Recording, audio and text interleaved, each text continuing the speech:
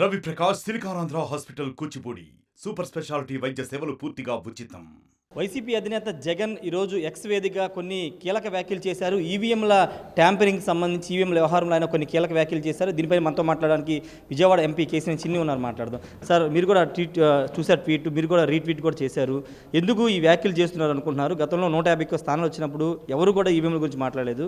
ఇప్పుడు మీ కూటమికి 164 స్థానాలు వచ్చిన తర్వాత ఈవీఎంల గురించి ఎందుకు హైలైట్ చేస్తున్నారు?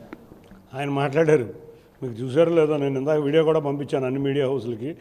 2019లో అధికారంలోకి రాగానే ఇవాళ న్యాయం గెలిచింది. 80% మంది నాకు ఓట్లు వేశారు.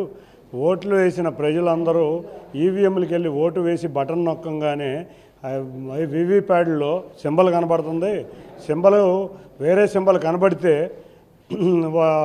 కంప్లైంట్ చేయొచ్చు. ఒక్క మనిషి కూడా కంప్లైంట్ చేయలేదని ఆ రోజు ఆయన వ్యాఖ్యానించారు. ఇవాళ వచ్చి డొంక తిరుగుడు వ్యవహారాలు, ప్రజలు తిరగొట్టారనే విషయం ఇంకా ఆయనకి బుద్ధి రాలేదు.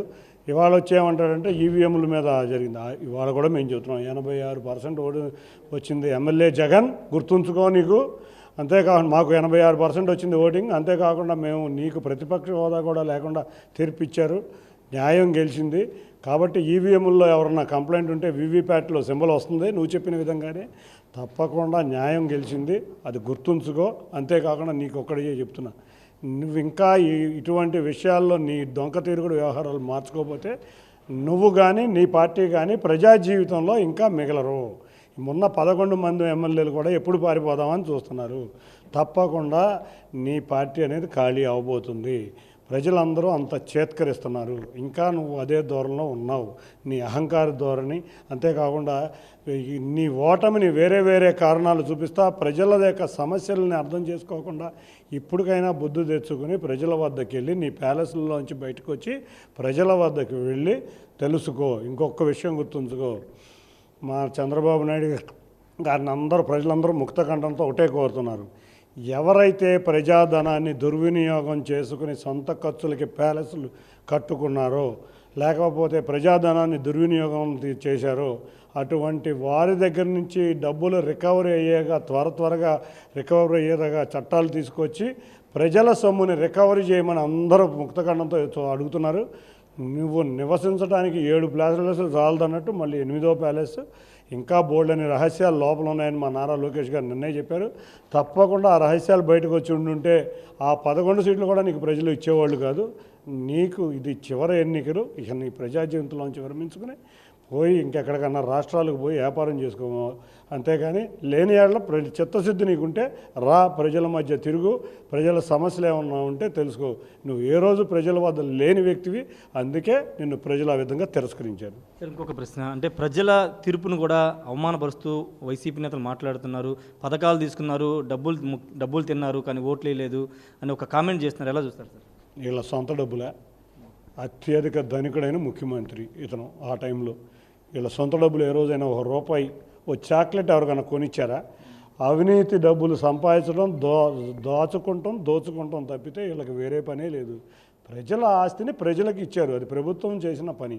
ఆ ప్రభుత్వం చేసిన పనిలో చిత్తశుద్ధి లేదు కాబట్టి ప్రజలు వాళ్ళు నిన్ను తిరస్కరించారు. అది పథకాలు నువ్వు ఇచ్చినట్టు నీ జేబుల్లోంచి ఇచ్చినట్టు కబుర్లు చెబుతావు, ప్రభుత్వ సొమ్ముని దానం చేసాయి. అదే నువ్వు నేర్చుకోవాల్సింది. మా నాయకుల దగ్గర, నీ దగ్గర మేము ప్రతిపక్షంలో ఉన్నా అధికార పక్షంలో ఉన్నా ప్రజాసేవలోనే ఉంటాం. ప్రజలకి మీకు గుర్తుందో లేదో, మా నారా చంద్రబాబు నాయుడు గారి కుటుంబం కానీ, లేకపోతే పవన్ కళ్యాణ్ గారి కుటుంబం కానీ, లేకపోతే నందమూరి కుటుంబం కానీ, మేమెవరైనా నాయకులు మేము అధికారం లేకపోయినా సంక్షేమంలో కానీ సేవల్లో కానీ మేము ముందున్నాం కాబట్టి ప్రజలు మమ్మల్ని ఆదరించారు. నీ జేబులో డబ్బులు ఇచ్చినట్టు చెబుతారు ఈ వైసీపీ నాయకులు. ఏ రోజు ఒక్కళ్ళు కూడా ఒక చాక్లెట్ కూడా ఉచితంగా ఇచ్చింది లేదు. ప్రభుత్వ ధనాన్ని దుర్వినియోగం చేశారు.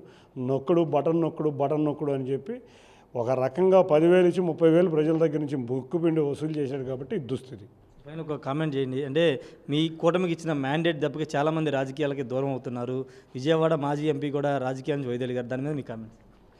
విజయవాడ మాజీ ఎంపీయే కాదు, మీరు చూస్తే వైకాపాలో ఉన్న నాయకులందరూ దూరం అయిపోతారు.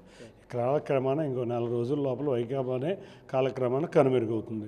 నాయకులే ఉంది, పార్టీయే కనుమరుగవబోతుంది. Thank you. Thank you sir. ఖచ్చితంగా రాబోయే రోజుల్లో వైసీపీ కనుమరుగవుతుందంటూ ఎంపీ కేసీఆర్ చిన్ని చెప్తున్నారు. ఈవీఎంల పేరు చెప్పుకుని ఓటమిని అంగీకరించుకుని ఈవీఎంల పేరు చెప్పుకుని ఏదో నెట్టాలని చూస్తున్నారు. కానీ ప్రజలు అన్నీ గమనిస్తున్నారని కేసీఆర్ చిన్ని అయితే చెప్తున్నారు. ప్రజల్లో తిరగకుండా ప్రజలకు ఏదో డబ్బులు పనిచేస్తాం, ప్రభుత్వ ఆస్తులను పంచి ప్రభుత్వ ధనాన్ని పంచి సొంత డబ్బులు పంచినట్టుగా జగన్ భావించారు. అందుకే ప్రజల్లో తిరగకపోవడం వల్ల ఈరోజు ప్రజలు ఇలాంటి తీర్పిచ్చారని ఎంపీ కేసీఆర్ చిన్ని చెప్తున్నారు. Camera person ప్రసాద్తో Rayesh RTV Vijayawada నుండి. మరిన్ని వీడియోస్ కోసం ఛానల్ ని సబ్స్క్రైబ్ చేయండి. లేటెస్ట్ అప్డేట్స్ కోసం వాట్సాప్ ఛానల్ ని ఫాలో చేయండి. అండ్ లింక్ డిస్క్రిప్షన్ లో ఉంది.